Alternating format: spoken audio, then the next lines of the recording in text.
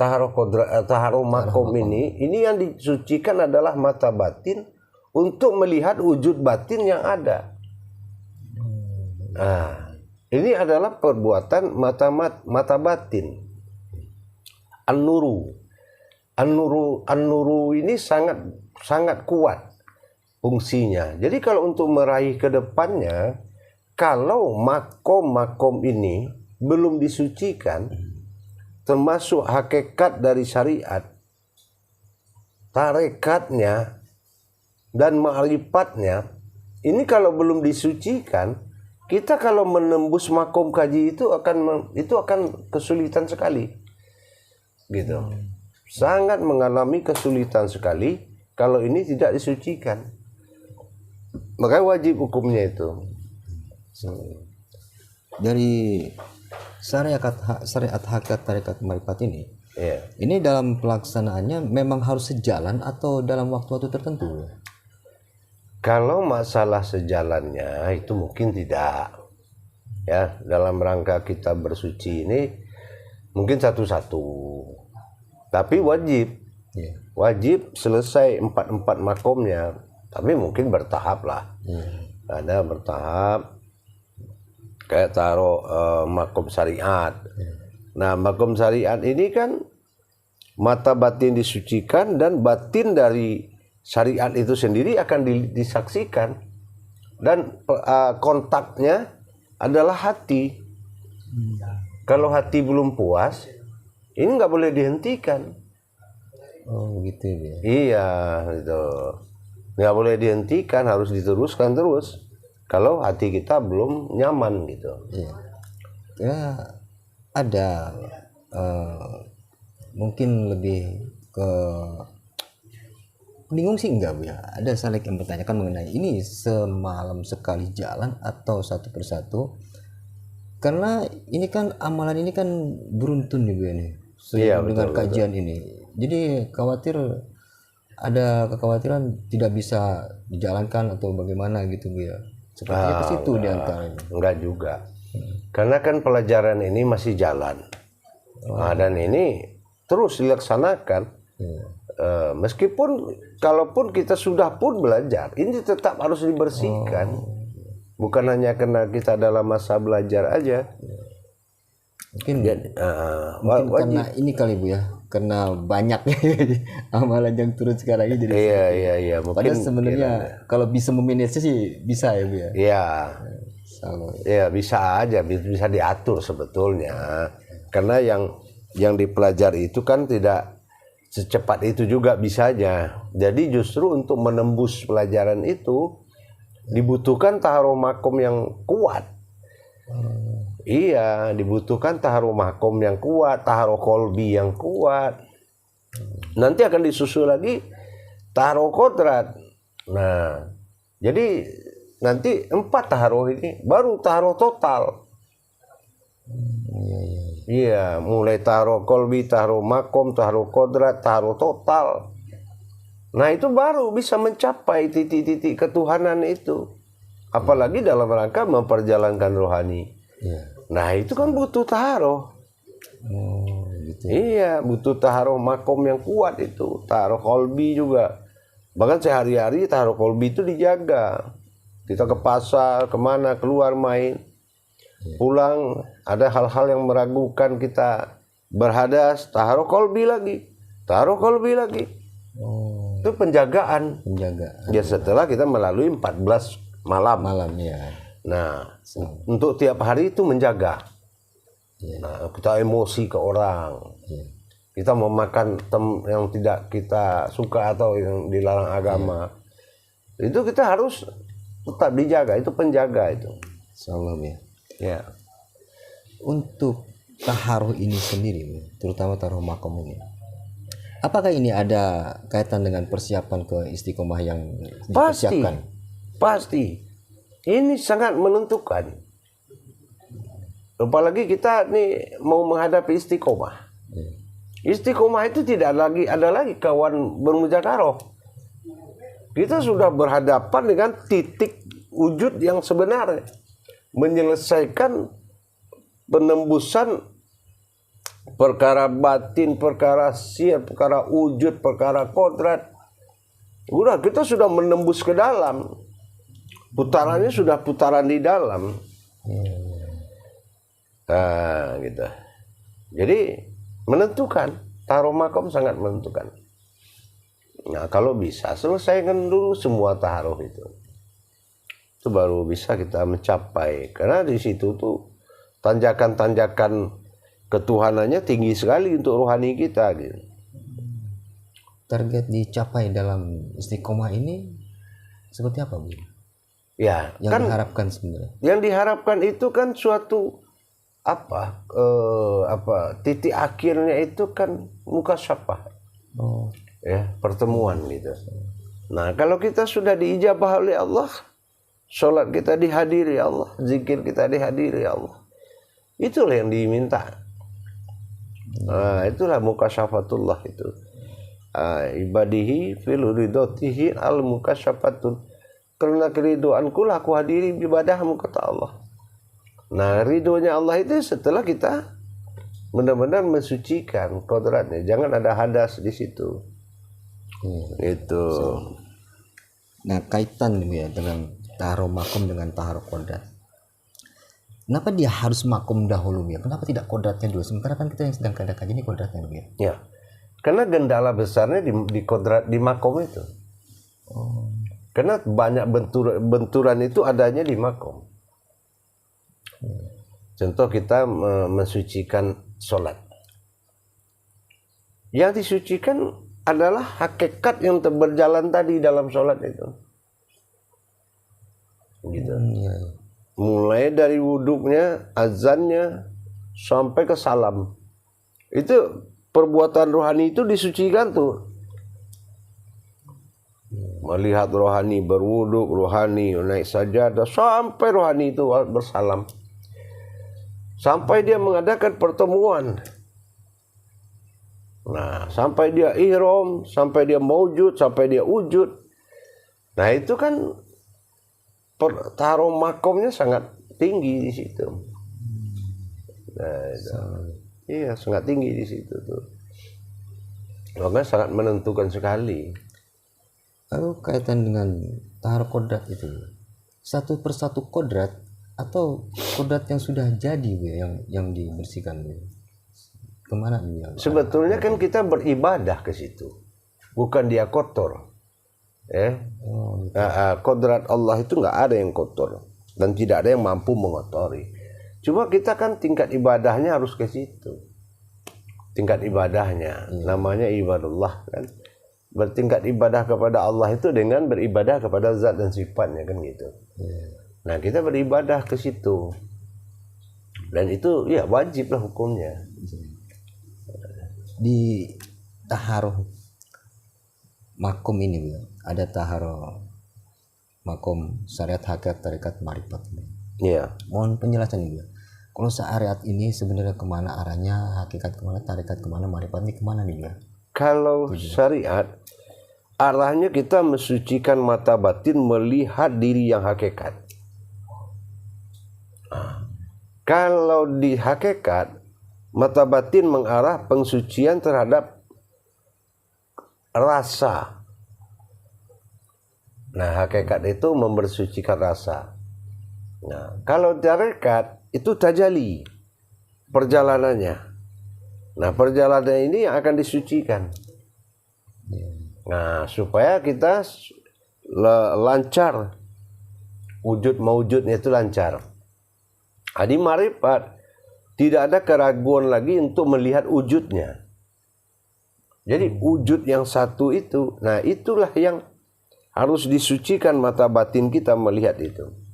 Dan mensucikan wujud itu juga sendiri. Iya. Nah, makanya nanti di kala maujud dia, kita sudah nggak susah menghadapinya gitu. Oh, untuk apa fungsinya itu kesana Bu ya? Iya, fungsinya itu kesana gitu. Nah, untuk mensucikan. Makanya ini sangat penting. Karena banyak juga orang yang gagal di taruh makom ini karena memang dibutuhkan konsentrasi yang tinggi. Nah ya, tapi apapun lah itu, yang penting awalnya adalah hati. Kalau hati itu belum mencari Tuhan, memang susah. Tapi kalau Tuhan itu sudah salah satu alasan untuk mendapatkan, ya memang harus itu. Kemudahan itu ada di situ. Kemudahan itu adalah hati yang mencari Tuhan. Gitu. Jadi selama taharo itu pun seperti yang kemarin dimenjarakan Buya sampaikan, selalu di dalam pengawasan itu ya. Pasti. Karena kalau itu terganggu malah lebih menyulitkan sekali itu, menyulitkan sekali. Makanya taruh makom itu mungkin lebih apa ya? Mungkin lebih menentukan lah dari segala amalan. Ya. Ya, dia harus mensucikan nuru dari mata batin dan melihat kodrat yang akan dia pandang. Nah, itulah yang disucikan tadi. Jadi mensucikan makom itu sama dengan mensucikan kodrat mata batin kita. Nah, supaya bisa menembus hakikat yang akan dilihat. Kadang-kadang kan orang memaksakan diri untuk menembus gitu. Iya. Nah, itu yang susahnya. Jangan memaksakan, ikuti aturan yang telah diridhoi Allah. Hakikat itu kan sudah ada tauhid yang mengatur. Jadi kita yang kita khawatirkan kan kebanyakan orang memperkenalkan ilmu tauhid dengan memperkenalkan sejarah. Sejarah itu ada yang tingkat rahasia, ada yang tingkat kebesaran, ada yang tingkat kekuatan. Tapi sejarah untuk membawa bergerak ke situ itu sulit. Kalau hanya menerangkan semua juga bisa itu. Tapi kalau untuk membawa ke dalam jalan itu tidak semua orang bisa. Gitu, Pak. Insya Allah. Gitu. Alhamdulillah Bu ya. Banyak yang didapat dari tadi yang Buya sampaikan. Insya Allah. Mengenai perihal taharuh makom ini. Karena ada, katakanlah saya pribadi juga di antara taharuh, kolbi, makom dan kodrat ini sebenarnya ingin banyak tahu kemana dari fungsi taharuh ini, arahnya dan tujuannya, karena seiring dengan persiapan untuk keistiqomah ini Bu, setidaknya setelah kita memahami dari jauh-jauh hari, kita akan tahu seperti apa ke depan intinya gitu. Iya. Pelaksanaannya gitu. Jadi memang pertama itu kita ini memang memiliki wawasan, yaitu memperdalam perbendaharaan hakikat. Itu syaratnya itu. Nah, yang kedua melengkapi syarat taharuh. Yang ketiga yaitu keberanian untuk berkalam. Nah, itu. Keberanian berkalam inilah yang paling menentukan. Dan ini juga kalau wawasan dari hakikatnya kurang, perbendaharaan ini belum bisa memenuhi syarat dia. Kenapa? Dia penyelamat. Di makom YouTube Buya Pasaman Timur ini kita dituntut untuk dibina, dibentuk kealiman untuk diturunkan keulamaannya kepada masyarakat banyak umat Islam gitu. Rata-rata umat Islam. Nah, tetapi kalau perbendaharaan hakikatnya sedikit, ini juga menentukan untuk bisa istiqomah apa tidak. Gitu. Kita lihat nanti bagaimana kelanjutannya dalam proses jamaah di YouTube Buya Pasaman Timur ini. Karena pembentukan kealiman itu kan menghindari keabitan. Nah, keabitan itu ya belajar terus ngurung diri di kamar jikir-jikir, nggak mau lagi bersosialisasi dengan masyarakat. Ini namanya abid, bukan alim. Nah, gitu. Yang kedua membawa sifat mubinnya Allah, menyatakan perbuatan Allah dalam diri. Bagaimana supaya dia bisa menyatakan perbuatannya kepada Allah juga. Nah, gitu. Seperti yang dikaji sekarang, bagaimana nyatanya diri sifatnya Allah itu ada. Bagaimana kita bisa menjadi diri sifat bagi Allah untuk bersifat Allah pada diri kita. Nah gitu. Alhamdulillah ya. Jelas ya, mulai terlihat jelas maksud dan tujuannya. Insya Allah. Apakah ini juga yang akan nanti tercapai dalam katakanlah tahapan-tahapan di makom ini, terutama perihal mendapatkan derajat keimaman diri itu Bu ya? Apakah sampai ke sana juga itu? Atau itulah salah satunya merupakan sebuah syarat juga? Apa seperti itu Bu ya? Iya, termasuk sebuah syarat. Iya, sebuah syarat menentukan gitu. Jadi kita tidak bisa hanya mengakui tanpa melalui, mengiyakan tanpa menjalankan. Nah, jangan kebanyakan sekarang guru-guru itu, maaf, dia hanya bisa bercerita dan menulis dan menuliskan cerita. Tapi tidak bisa dia membawa, mengontrol dan mengawasi daripada perbuatan ma'rifat muridnya sendiri. Akhirnya ibadahnya nggak sampai kepada Allah. Untuk apa kita menganggarkan diri buat orang salut, buat orang kagum, sementara kita tidak mampu memperjalankan mereka, tidak mampu membentuk dan membedah diri mereka supaya menjadi diri hakikat. Karena kematian itu hakikat gitu. Kenapa kita tidak pergi ke situ? Kenapa kita tidak berjalan ke situ gitu? Nah itu, jadi kasihan juga umat yang menunggu-nunggu kan? Nah gitu. Dan belajar begini juga harus sabar. Sabar tuh bukan sabar waktu lama. Sabar dalam arti menjalankan tajalinya dengan benar, dan makom-makomnya, urutan-urutan makomnya itu dijalankan dengan benar. Jangan kita fasik gitu.